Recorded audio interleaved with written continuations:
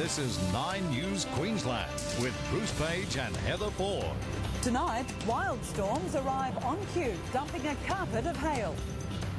An unlicensed killer driver pleads guilty to manslaughter. Doesn't bring our boys back. The government's bank deposit guarantee backfires. There's actually a run on these funds at the moment. It's panic stations. And Australia's worst test defeat in a decade. India win the second test match in Mohali.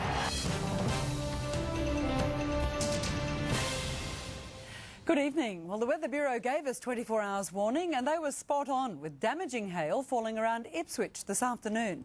Reporter Cameron Price has been out in it. Cameron, how bad's it been?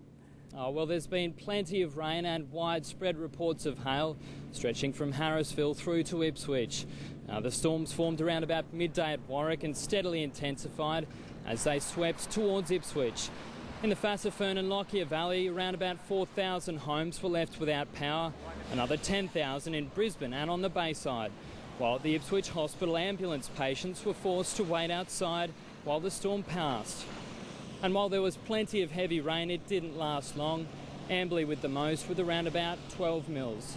But as you can see, it's almost all cleared up here. Back to you, Heather. Looks like snow. Thanks, Cameron. Well, Sammy joins us now. Sammy, the storm was right on cue.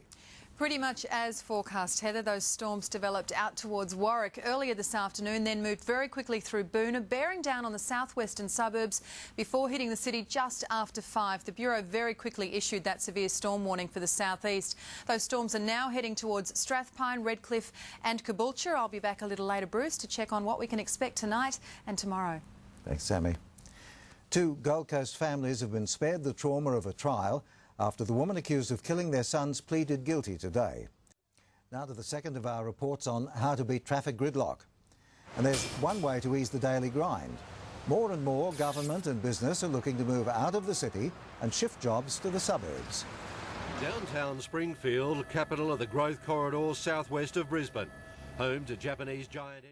And tomorrow, the growing army of people beating the gridlock by working from home. In the news still to come, fire trucks crash in a race to the same fire. And a new enemy for James Bond. You look like hell. When's the last time you slept?